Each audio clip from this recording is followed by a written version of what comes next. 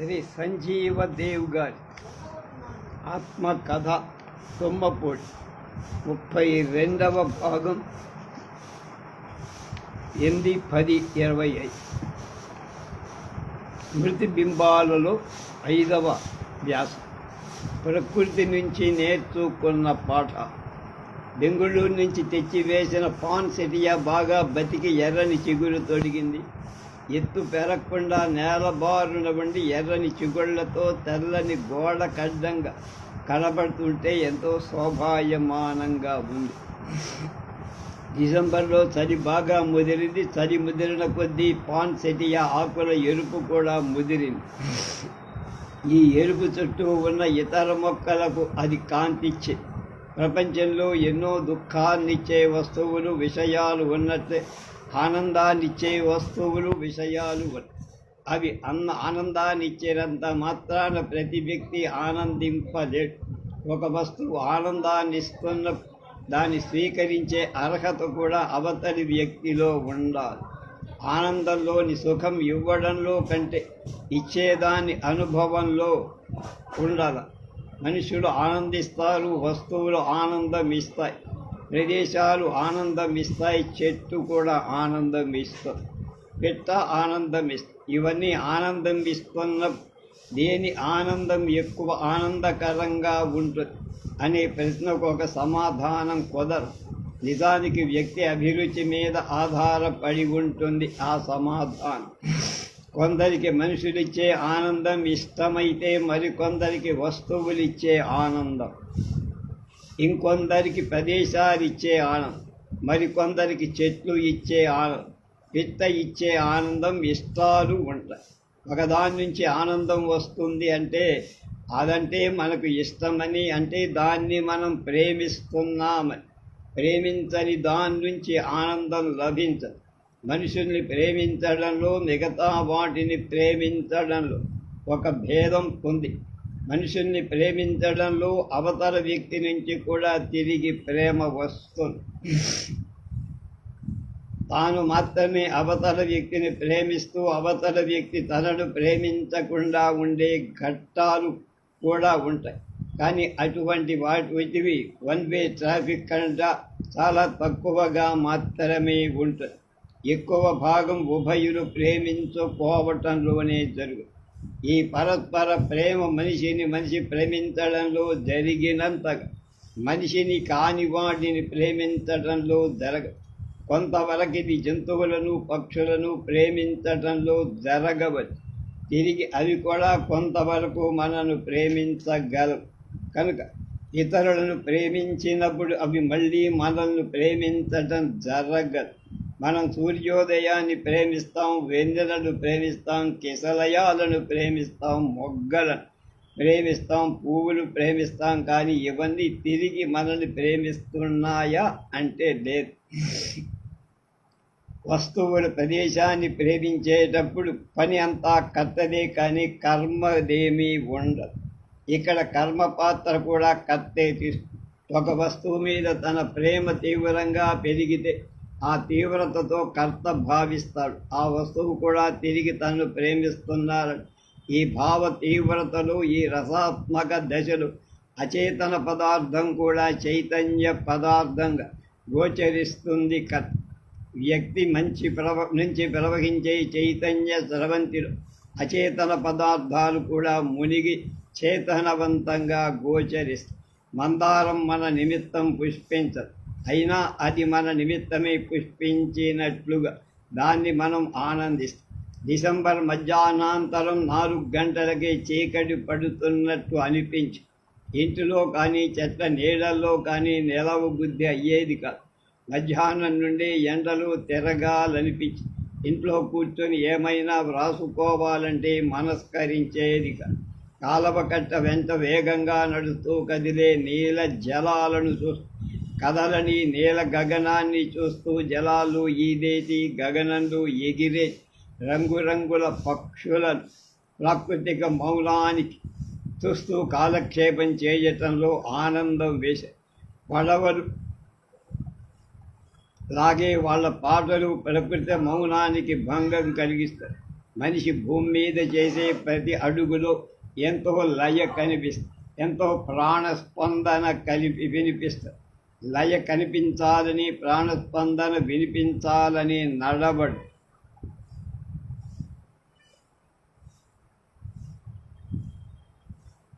అయినా మనిషికి తెలియకుండానే అవి ప్రత్యక్షమవుతాయి. ప్రతి మనిషి ఏదో ఒక పని మీదనే నడుస్తారు. కొద్దిమంది పని నిమిత్తమై నడక నిమిత్తమై మాత్రమే నడుస్తారు. నేను అంతే పని నిమిత్తమై నడిచేవాడిని. వారు ఏ విధంగా నడుస్తున్నారు వాళ్ళకేం తెలియదు. నడక నిమిత్తమై నడిచే వారికి తమ నడకలోని శిల్పం తమకు బాగా తెలుస్తుంది. నడక కూడా ఒక విధమైన నర్తన శిల్పమే. విశాఖ నుంచి మా బావగారు చంద్రమౌళి ప్రసాద్ గారు సకుటుంబంగా వచ్చారు. ఆయన భార్య మా పెద్ద తండ్రి గారి కుమార్తె రజని.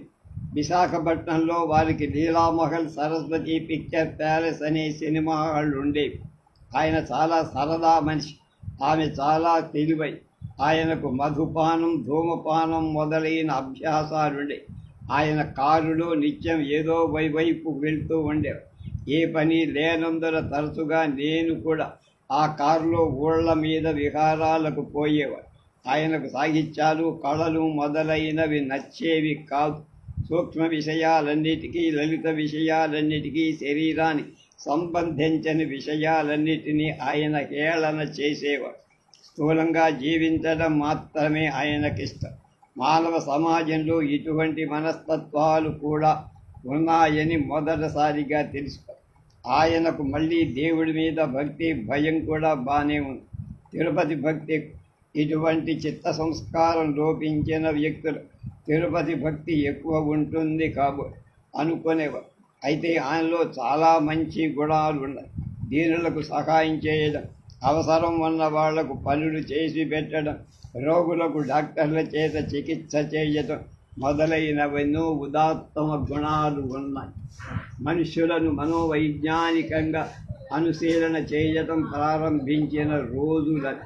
అందువల్ల చంద్రమౌళి ప్రసాద్ గారి విరుద్ధ మనస్తత్వం లాంటి మానవులను అర్థం చేసుకోవడంలో నాకెంతగానో తోడ్పడి. ఇక మా చెల్లెలు భారతి భర్త భానుభూపాల్ గారి మరొక విధమైన మనత్వం. ఆయనకు సాహిత్యం, కళలు మొదలైనవంటే ఇష్టం. సూక్ష్మ విషయాల మీద, లలిత విషయాల మీద ఆయనకు అనురాగం. స్థూలంగా జీవించటం మీద ఆయనకు చిత్త సంస్కారమన్నా, చిత్త సంస్కారం గల వ్యక్తులన్నా ఆయనకు గౌరవ ఆదర. కానీ దైవాన్ని గురించి తిరుపతి భక్తి మీద ఆయనకు ఆసక్తి లేదు. ఆయనను చూసి అనుకున్నాను, చిత్త సంస్కారం ఉన్నవాడు తిరుపతి భక్తి అవసరం ఉండద్దని. ఒకనాడు మద్రాసులోని ఫ్రెంచ్ వంటి శ్రీమతి మార్సెలా హార్డీ నుంచి ఉత్తరం వచ్చింది. కొన్ని సాంస్కృతిక సమావేశాలు జరగనున్నట్టు కనుక నన్ను త్వరగా బయలుదేరి మద్రాసు రమ్మని. మిస్ హార్డేలీ సైక్స్ కూడా నా రాకుకు ఎదురు చూస్తోంది కనుక తప్పక రావాలని గట్టిగా రాసింది. కానీ నేను రావటానికి వీల్లేదని గట్టిగా వ్రాసి. మంచంలో పక్షపాతంలో బాధపడుతున్న పెంపుడు తల్లి గారి బాధ రోజు రోజుకు ఎక్కువైపోయి. ఎన్ని చికిత్సలు చేస్తున్నా ఫలితం లేదు. ఏదైనా ఫలితం కనిపిస్తే అది చెడ్డ ఫలితమే కానీ మంచిది కాదు. ఈ కారణాలు తెలుగుతో మద్రాసు ప్రస్తుతం రాజాలనంద్ హార్డీకి మిస్ సైక్స్కు నా విచారం తెలియజేసి ప్రేమపూర్వకంగా రమ్మని ఆహ్వానించిన వాళ్ళు రాజాలని రాయడంలో మనసుకు చాలా విచారం వేసి పోగలిగితే ఎంత బాగుండో అనిపించి మనసు కొంచెం బాధ వేసి నా పరిస్థితిని వాళ్ళు అర్థం చేసుకుంటారు. అందువల్ల నేను రాకపోవడాన్ని వాళ్ళు అర్థం చేసుకోరని తెలుసు కూడా నాకు విచారం. కానీ అనివార్య విషయాలకు విచారించకుండా ఉండడం నాకు అభ్యాసమే కనుక వెంటనే విచారించడాన్ని మానేశా. రమ్మని వ్రాయటం సులభం కానీ పోవడం అంత సులభం కాదు. రమ్మనడం వ్రాయటం ద్వారా జరగగలదు కానీ పోవడం అంటే వ్రాయటం కాదు. పోవడం అంటే కాళ్లతో నడిచో, కారు మీదో, రైలు మీదో, విమానం మీదో ప్రయాణం చేసి పోవడం ద్వారానే అది మాటల్లో అయ్యేది కాదు. ఆ పని చేయడం సులభంగా. పని చేయడం అంటే పని చేయడమే కానీ మాటలు చెప్పటం కాదు కదా. మరో అర్థంలో మాటలు చెప్పడం కూడా పని చేయడం. నిజానికి చేత్తో పనిచేసే కంటే మాటలు చెప్పడం కఠినమైన పని.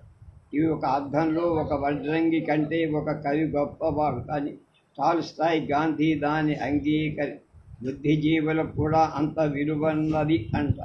వీరు అవును అనడంలో మనకు ఆక్షేపణ ఏముంది? పెదవడ్ల పూడి నారింజ. ఒకప్పుడు ఈ ప్రాంతమంతా నారింజ పండ్లకు ప్రసిద్ధి. పెదవడ్ల పూడి నారింజ అంటూ పెదవడ్ల పూడిలో కాసేవి మాత్రమే కాదు, దగ్గరలో ఉన్న తొమ్మపూడి మొదలైన గ్రామాల్లో కాసేవి. ఇదివరలో మాకు మంచి నారింజ తోట ఉండే. ఆ తోటలోని నారింజ పండు చలికాలంలో చింతకాయ రుచి, వేసవి కాలంలో పంచదార రుచి. నాకు తీపి కంటే పులుపు ఇష్టం కదా. చలికాలపు నారింజ పండ్లనే ఎక్కువ తినేవాడి. ఆ నారింజ తోటలు క్రమేణా చచ్చిపోయాయి. మా తోట చాలా పలచబడిపోయి అనేక చెట్లు చచ్చిపోయాయి. నిజానికి జీవించిన ఉన్న చెట్ల సంఖ్య కంటే చచ్చిపోయిన చెట్ల సంఖ్య ఎక్కువ. నిన్న వడదెబ్బ చెట్టు ఆకులు నేడు ఎండిపోవడం, రేపు రాలిపో, ఎల్లుండి చెట్టు చచ్చిపోవడం, అంత త్వరగా వాటి సంహారం జరగడం చూసి చాలా బాధ కలిగింది. తీరా తెలుసుకుంటే అన్ని చోట్ల నారింజ తోటలు ఈ విధంగానే నాశనమైపోతున్నాయని. ఒకసారి దట్టమైన తోట స్మృతి ఫలకం మీద ప్రతిబింబించడం, కొంచెంగా విషాద మేఘాలు తమ ఛాయలను మానసం మీద వేసే. ఒకప్పటి వైభవాన్ని ఇప్పటి హైంజంతో పోల్చుకొని చింతించడం ఆరోగ్య లక్షణం కాదు. భూతలానికి అమిత ప్రాముఖ్యం ఇవ్వడం, వర్తమాన కాలానికి అసంతృప్తి చెందడం, భవిష్యత్తుని గురించి నిరాశ చెందడం హానిక. ప్రపంచంలో ఎన్నో పతనోన్నతులు జరుగుతాయి. కోనలున్న చోట కొండలు పుడుతుంటాయి, కొండలున్న చోట కోనలు వెలుస్తాయి. సౌధాలున్న చోట సమాధులున్న చోట సౌధాలు నిర్మితాలవుతాయి. ఎన్నెన్నో సామ్రాజ్యాలు ధ్వంసమైపోయాయి, ఎన్నెన్నో రాజ్యాలు తలెత్తుతుంటాయి. ఒకప్పుడు జలం ఉన్న చోట నేడు స్థలం ఉన్న చోట నేడు జలం. ఇది సృష్టిలోని సహజ స్థితి.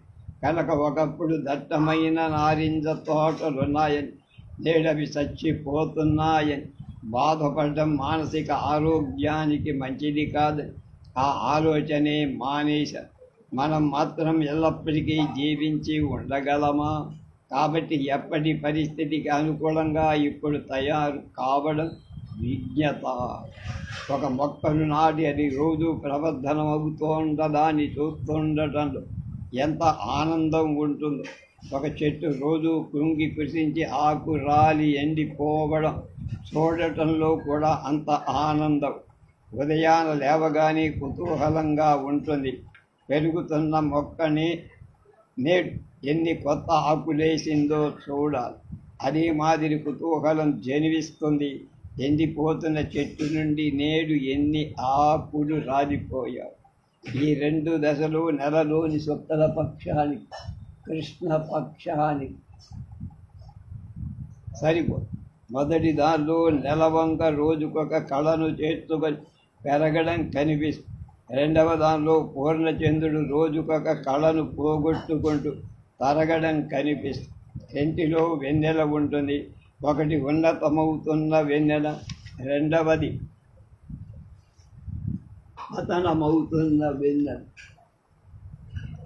ఒకటి శూన్యం నుంచి పూర్ణానికి మార్గమై, రెండవది పూర్ణం నుంచి శూన్యానికి మార్గం. రెండు కమనీయంగానే ఉంటాయి. ఒకటి ఆశావాదంతో కూడిన కమనీయత, రెండవది నైరాశ్యవాదంతో కూడింది. నారింజ తోట ఎండిపోతున్నట్టే ఇంటి దగ్గర ఒక మామిడి చెట్టుకు పై కొమ్మలు కూడా ఎండిపోసాగాయి. అయితే మామిడి చెట్టు పై కొమ్మ వరకే ఎండి అంతటితో ఆగిపో, మిగతా చెట్టంతా పచ్చగా. నిజానికి ఆ చెట్టులోని పచ్చని భాగానికి ఎండిన అస్థిపంజరం లాంటి కొమ్మలే ఎక్కువ మనోహరంగా అనిపిస్తాయి. ఎంతో సెన్సిటివ్. సృష్టిలో కొన్ని నిర్మాణాత్మక దశల కంటే కొన్ని నిర్మూలనాత్మక దశలే ఎక్కువ సుందరంగా ఉంటాయేమో. అవి కొమ్మలు ఎండిన ఆ మామిడి చెట్టు ఇంటికి తూర్పుగా నిలిచి ఉంటాయి. ఆ మామిడి చెట్టుకు తూర్పుగా మరీ ఇళ్ళు లేవు. పూర్వ దిగంతం మాత్రమే అంతంగా గోచరిస్తూ ఉంది. చలికాలపు ప్రభాతపు అరుణ గగనానికి అడ్డంగా ఈ రెండు కొమ్మలు అద్భుతంగా గోచరించాయి. నిత్యం అదే వేళకు ఒక కాకి వచ్చి ఆ ఎండు కొమ్మ మీద ఏటవాలుగా కూర్చొని ఒకటి రెండు అరుపులు అరిచేది కాక. కోకిల అరుపు మధురమైందనే నమ్మకాన్ని, సంప్రదాయానికి కట్టుబడి ఉన్న చెవులు కాకి అరుపు మధురంగా తట్టడం కష్టం. కోకిల కాకి రెండు నల్లగానే ఉంటాయి. కాకి అంటే కోకిల పీలగా ఉంటుంది. నిజానికి చూపులకు కోకిల కంటే కాకే అందం. ఆవులు అరుపును ఆనందించడం విన్న నాటి నుంచి ఇక కాకి అరుపుకు ఆనందించడం నూతనంగా నేను నేర్చుకున్న విద్య. ఏది అలవాటైతే అందులో ఆనందం అందం. ప్రయాణంలో వింత అనుభవం. చలికాలపు పొట్టి పగళ్ళు పని చేసుకోవటానికి చాలు. చలికాలపు పొడుగు రాత్రులు నిద్రించటానికి ఎక్కువ. అందుకని చలికాలపు పగడగళ్ళలు నిద్రించి చలికాలపు రాత్రుల్లో పని చేసుకుంటే కావలసినంత సమయం దొరుకుతుంది. చలికాలపు పగళ్లలో నిద్రించేవాణ్ణి కాదు, కానీ చలికాలపు రాత్రుల్లోని కొంత భాగాన్ని మాత్రం నా పనికి వాడుకునేవాడు. అంటే తెల్లవారుజామున 3 గంటలకే లేచి చదవటము, రాయటము, ఆలోచించడము ప్రారంభించాడు. నాగలి దున్నటం, పారపని, మట్టి మొత్తలు మోయడం, దండాలు బస్కీలు తీయటం మొదలైన పనులతో పోలిస్తే చదవటం, రాయడం అనే పనుల్లో లెక్క కాదంట. చదవడం, రాయటం అనే వాటితో పోల్చి చూస్తే ఆలోచించడం అనేది కూడా పని కాదంట. కానీ నా దృష్టిలో మాత్రం ఆలోచించడం అనేది అన్నిటికంటే మించిన పని. 1952 జనవరి మొదటి వారం విజయనగరంలో సాహితీ సమితి వార్షికోత్సవాలు జరుగుతుంది కనుక నా సమావేశానికి చదవటానికి ఏదైనా వ్యాసం రాసుకొని హాజరు కమ్మని సాహితీమతి కార్యదర్శి తాకీదు. సాహితీ సమితి సమావేశాలు ఆసుధార పనికిరాదు. లిఖితపూర్వమైన ప్రసంగాన్ని చదవాలి. నోటి ఉపన్యాసాలు, రాసిన ఉపన్యాసాలంత కట్టుదిట్టంగా వివరాలతో నిండి సాండితీపూర్ణంగా ఉండటం తక్కువ. అదీ కాక నోటి ఉపన్యాసం గాల్లో కలిసిపోయి వాటి జాడలు మిగలవు. రాసినవైతే స్థిర రూపంగా ఉంటాయి. వాటిని తర్వాత గ్రంథ రూపంలో ముద్రించడానికి అవకాశం. ఏ విషయాన్ని గురించి నా ప్రసంగాన్ని వ్రాయాలా అనేది తేలడం ముందు ఒక కఠిన సమస్యగా నేరుడి సాహితీ సమావేశంలో రసమయ ప్రకృతి అనే ప్రసంగాన్ని చదివి ఈ సంవత్సరం దేని గురించి రాయాలా అని అనేక విషయాలు తమని గురించి వ్రాయమని బలవంత పెట్టసాగాయి. సాహిత్యం, సంస్కృతి, కళ, జీవితం